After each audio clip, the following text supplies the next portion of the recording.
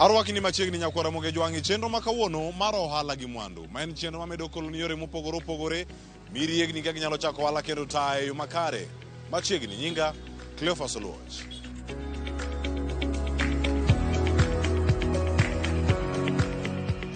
Kawuono mesa mar ohala gi mwandu nyakwara moge jwang wachako kae kod ohala mano ma itime kaunti ma Kisumu. Wamenyo ohala ma Daniel Otieno osebedo katimo kar kae mar ohala. En ohala no mano mar uso gige glass kata glass mano migedo godo nyatiyo godo kuonde mopogore opogore. Ahinya kawuono miyowa riekni mopondo e ohala ni. Osebedo kotime yo machal nade nyaka sani mor mane mantiere e iye kae. Kopogore gi mor bende achiedh nade. Daniel Otieno chako nwa chenro makawuono mar ohala gi mwandu.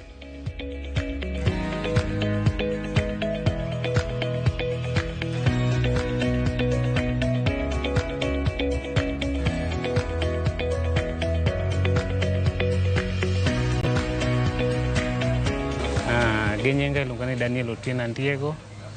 Atimo ohala mar glass e chiro manyamlotika to awuod Kisumo Korando. Atimo ohala mar e chiro ni atimo ohala mar glass to uso glass magot gi mirrors ming'irruok go to asetime kuom sani higni 5. Ohala ni miya mor mang'eny. Mokwongo anya yudo kuma wuok gokinyi tadhiye ma jomoko ongego kaka kara mar tich. To mor momiya ochulo na school fees mag nyithinda. Asenyiewo kotimo kode achiel ariyo, asenyiewo kode giga moko mag ot, ayudo kaka chiemo. Ohala ni mokwongo natiyo ne ng'ato ahero. To naneno ka yudo ka katieko skul to naneno ka ohala ni en gi yuto matin manya sustain ng'ato manya miyo itim achiel ariyo. Koro ka nasetegno taduoga wuok ema koro nayudo space ka be abira tiyo ne ng'ato matin basa ayudo kama tiene ema kaka nachake. Sigana no bor to bor. Oyudo ka wuok kocha aduoga go apiko matin, asave apiko ka, bas kore ka ng'ano ndika, chaka save matin, nan gi capital matin, ok nan gi mang'eny. Koro nawaro glasses moko 10, taketo kanyo, to kuma imani Nyasaye maber, ayudo customer, ma chaki mana boost go koro. Nachako gi chiegni 20,000. Okenge masegoyo ng'eny. Nikech nachako gi mana glass ma kawaida mineno to kaka egi to ema nachako kende kaka nachako to tokeno nasekelo nyaka akelo varieties mopogore opogore. Koro ka en mana kara mar ng'eto an gi stoka moro makano gie. Koro kara ka en mana kar ng'eto mikelo matin ma ng'ato neno ting'ado ne korumo tikelo tichake imedo. Tokeno chak kendo na ka nosetera ma ok rach ahinya nadhi ayawo kamoro kendo Katito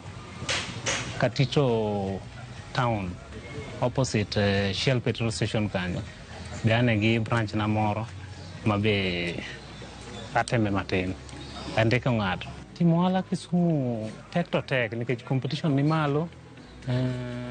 Wainde wan go piny ka to jowagi be nitie jomoko be e iye kuondegi ma be waloko go kuondegi ma be loko gima chal gi melokono. Koro ok oyot but koro en mana kaka iwuoyo gi kastembegi to gi approach mimiyo customer kaka iwuoyo kode to gi qualities mag gik miuso ema nyalo goli oko. Ohala nigi challenges mang'eny. Mokwongo mana kaka asewacho, iyudo ka ji ong'eyo, ji funde ni e pap kae mong'eyo. Ng'ato ng'e nengo, kobiro, samoro owacho nengo ma kamoro, ma samoro nomiego kamoro. To in kitemo lero ne customer kwinjo wacho ni nitie kama yot mane osenyise, nitie kama nengo yot mane osenyise.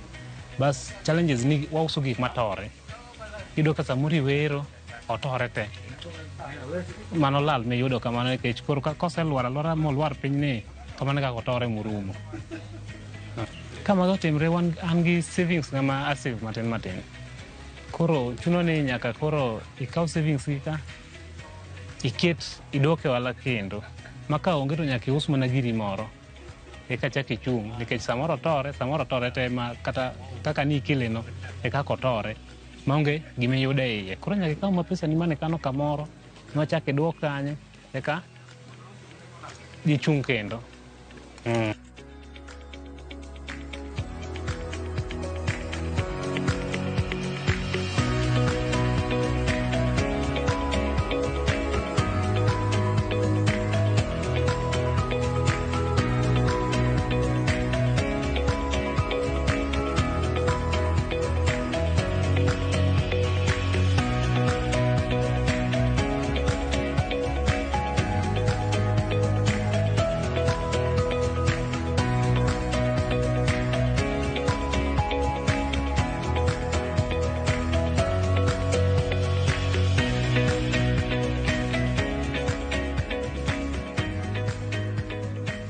Ber mar kungo ohala ng'eny.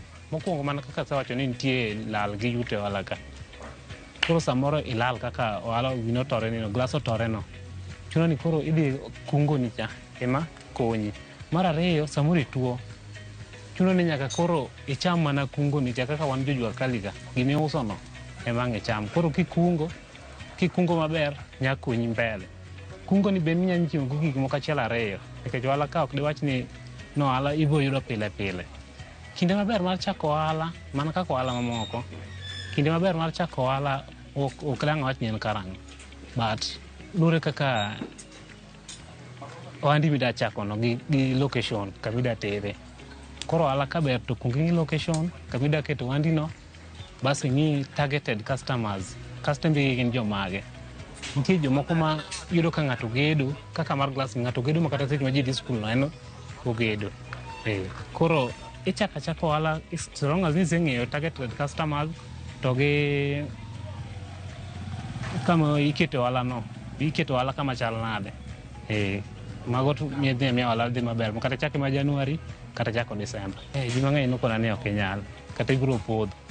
Tanyisogi nang'eyo ni Nyasaye nitie, but nang'eyo asetiyo ne ji e ohala ni. Nang'eyo kama kidhi kama gima kitimo to ohala ok nyal podho.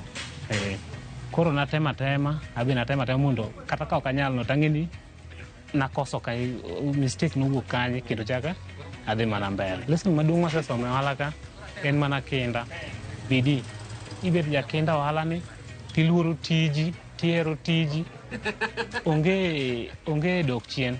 Kiseluoro tiji, tihero tiji, tiketo kinda, gimoro amora biro dhi maber. Tiketo lemo mbele, gimoro amora biro dhi maber. Ber bedo gibe mag chiro kaka ma mokwongo konyi kaka sama yudo ka group inya kawo pesa ni kete group kanyo. Nitie ndalo moko ma samoro imoko kabisa, ohala ne piny, savings ne piny, savings onge, ohala ne piny, to nitie gimidwa timo mochuno ma nyaka itim. Inya dhi e group, ikaw pesa ni kanyo, indi kwa jo group pesa, itim go gimidwa timo no. Ka ohala chak kendo yudo gimoro ohala ka tiduoko. Ja ohala wadwa ma nosetemo timo ohala kaka marani, maneno ni tijni tek kendo aneno ka chunye gore. Anyise ni kik chunye tho. Ohala nitie yuto to nitie lal. Samoro ndalo mane chunye tho no ne nitie lal. But mbele kae kachako doko ji kaza to ng'ini koth nochako goye gi kanye. To red kamba kanyo to dhi mbele go ohala. Ohala nitie ups and down. Ohala kelo mwandu e yo machal kamae. Yudo ka kichako ohala samoro in kijana mago tigo skul, ionge gimoro amora. To kaka an kana tigo skul ne aonge tich mane awacho ni an ge lweta. But to kana sechako ohanda ne asetiyo ne ji achiel ariyo korko ohala kanyo mategno machako marani, ayudo ka asetimo gik mang'eny go ohala no. Asekelo na mwandu. Asetimo achiel ariyo man ji nyasiemo ni ma mara machagi maranya kata na nyasiemo ma asetimo mabe asetimo. Market na kaka yudo thothne an gosiepe iye kae chakre koni nyaka tung' kocha e chiro ka. Koro kalure ka osiepe kinda kodgi maber, yudo ka ng'ato uso gig plumbing to ka ng'ato dwa glass to orifai. Koro mostly kamano kaka yudo jogo. Basto jogi be wuoyo go maber maka odhi kamoro, bende olando mana ni osiepna ma kamae nigi class kama koro ayudo referrals, yudo ka ng'ato miaka ng'ani be chako dhi miya ng'ato kamano. Wach mara mogik ne jo ohala wetewa ni kik chunyu tho go ohala, ng'eni samoro piny tek, ohala be samoro tek kaka sani, nitie gigo mochuno ma nyaka itim. Koro kita chunyi ohala no, ihere tirite tiluore to ibo madhi maber. Mara mar simu en 0717 87 55 48 0717 87 55 48. Kidwa ayuda Nyamluri Market, but Bagini Nursery School, get mamwalo yo Garissa Lodge. Nero kama.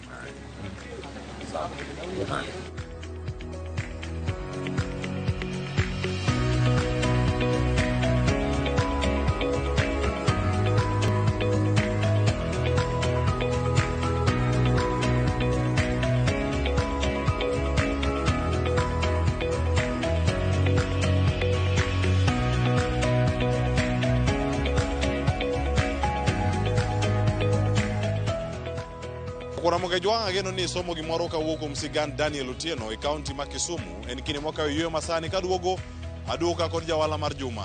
Kik idhi mabor.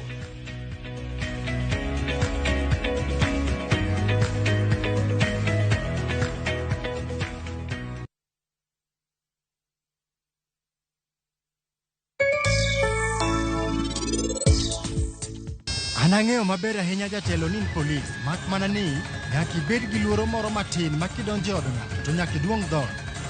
In idonjo e rum mara to kiduongo kata dhoot.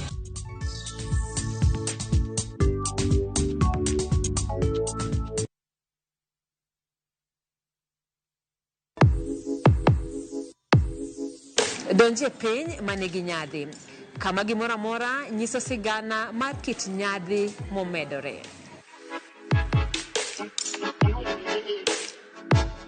Kochakore kido kod tim oganda, wuodhe manyangafu materie kuonde moyiedhi e kind mamoko. Tudri koda an Simtos Okinda kateri e wuoth moyiedhi no nikech ngima idago dichiel.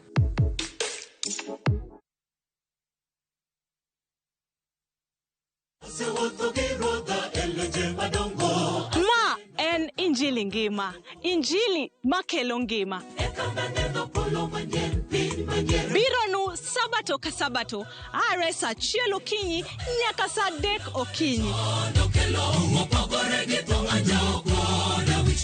Wadhi kelonu chenro mamit ahinya. Jok manok osomo lesson, wadhi bet gi lesson mar juma. To Nyasaye dwaro ni seche duto kata piny obedo matek machal nade, to challenges moro mogodo kik golwa kuom Kristo. Wadhi bet gi children's sermon ma wadendo ni Lulu mag Yesu. To noting'o ligangla mondo hikre ne kedo. Be iikori ne winjo wach Nyasaye. Ne thuon wach mwadwa wuoye en ni mwandu kik teri mabor gi Nyasaye.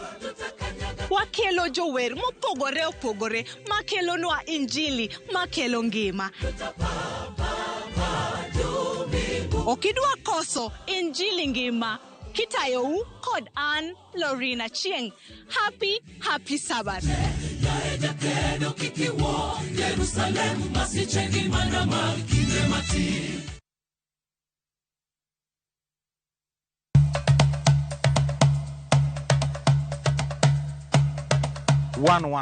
Chenro malero kitwa gi timbewa kod puonjo dholuo. Sani upuza ni uluongwa na mabuda. Koro mwan mabuda ni girieko mwan koro mathin man kuro maru ng'eng'no.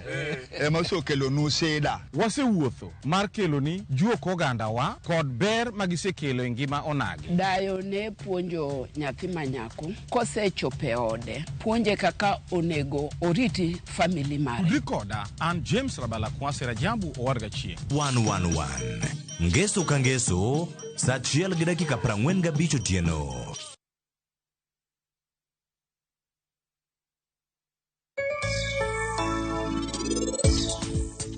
Anang'eyo maber ahinya jatelo ni polis, mak mana ni nyaka ibed gi luoro moro matin ma kidonjo e od ng'ato to nyaka iduong dhoot. In idonjo e rum mara to kiduongo kata dhoot.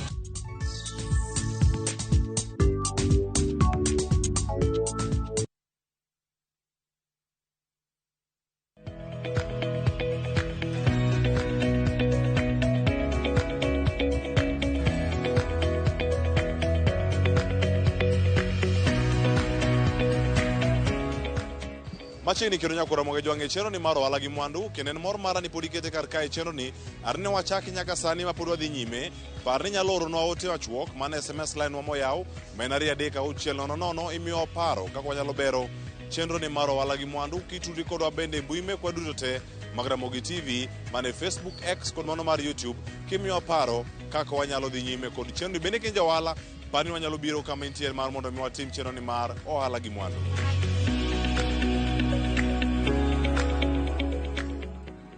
Nyakwana moge jwang' kawuono ja ohala wa mar juma en Lin Adhiambo. Lin Adhiambo timo ohala no mano mar dusruok kod ber. Wanyawache kaka mano beauty shop e county ma Nairobi kae, aluora ma Westlands kata Parklands. Kawuono nyakura moge jwang' wayudo thuolo mar bet kode piny komiyowa riekni mantiere tayo ohala e yo makare. Bende ing'e ni mbui kata lony manyasani osemiyo ohala obedo mayot. Inyalo bedo wuon ohala tintiere pinje maoko, iyudo meneja mari mabete county moro amora ma intiere piny Kenya manigi lony makare kaka itayo ohala kata kaka itiyo kod mbui e kinde ni ma wantiere. To ohandi bende dhi adhiya yo makare. Wabet piny kod Lin Adhiambo kendo kawuono miyo wasigana kaka ohala inyalo taa kata ka wuon go ni mabor ahinya. E riekni gi mag ohala miyo chopo e meso kawuono mar Ohala Gi Mwandu kaka ja ohala wa mar juma.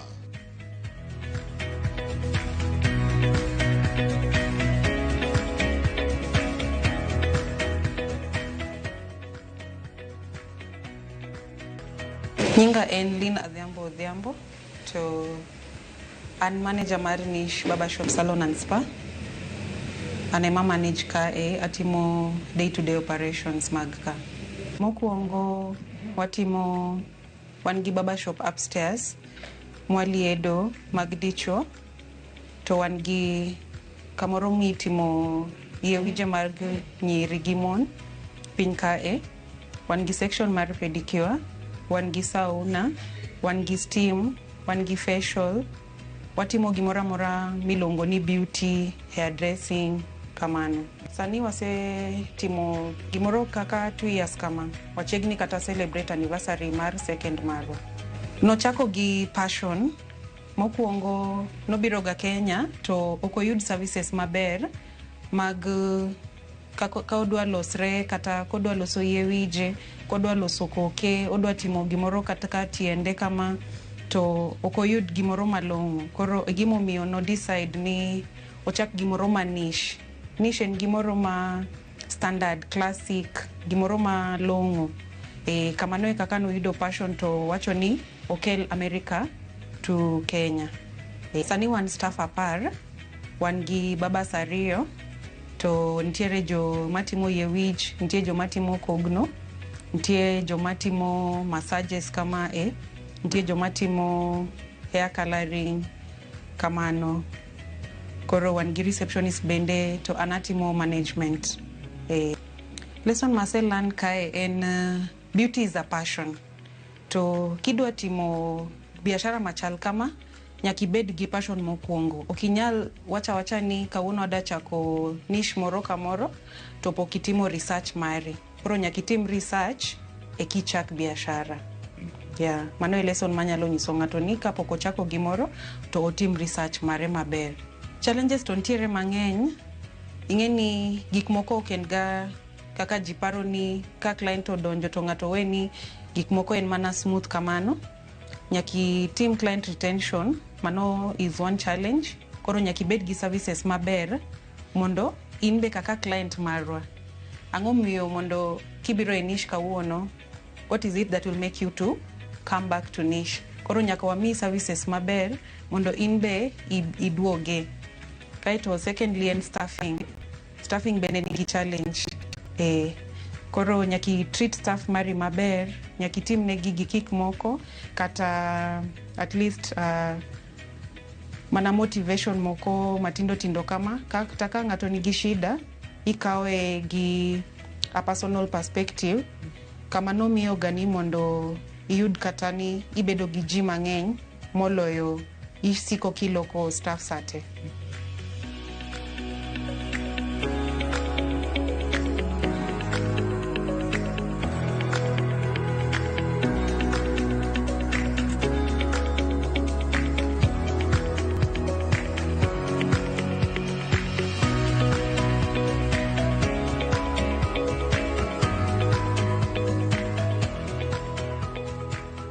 nitie gimoro miluongo ni upselling of services. Koro mano kineno ni nitiere section ma odhi piny matin, itimo a lot of marketing to sana itimo upselling. Koro ka samoro maybe this massage section is not performing well, itimo mana upselling. Inyalo miyo kata client a free sauna kata steam. Mano biro miyo client no oduog sate kamano e kaka ibro recover kata profits meki.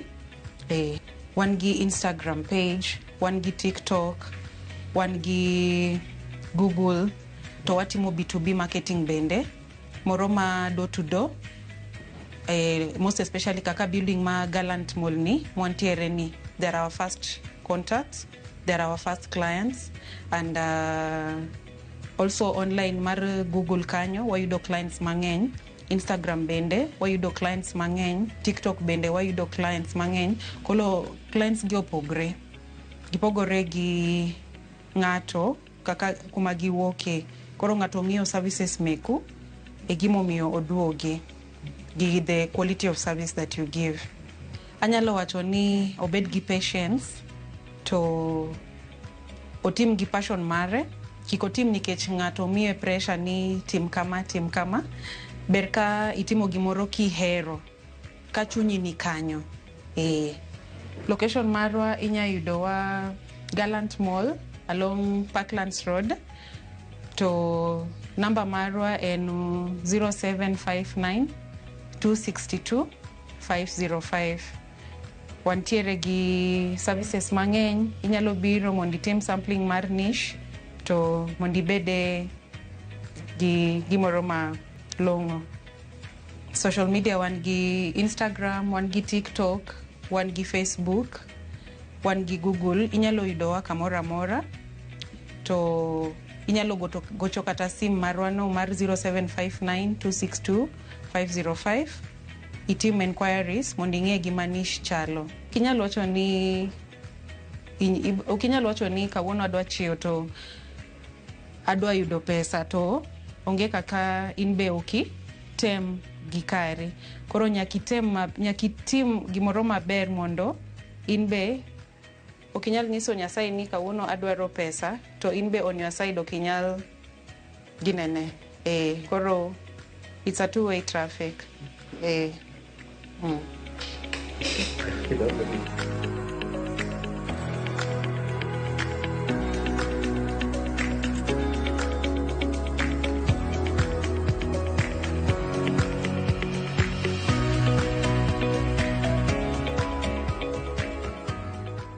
Nyakwara moke jon kawuono wawinjo ohala ma itayo e kaunti ma Kisumu kod mano ma Nairobi, kendo wayudo riekni mopogore opogore kaka inyalo chagi kendo kaka itayogi e yo makare. Mano sigand Daniel kod mano mar Lin. Tudri kodwa kendo juma manyien, wadhi menyo ni weli mamoko wami riekni kaka inyalo chakogi kendo tayogi e yo makare. Oriti masani, nyinga Cleophas Oluoch.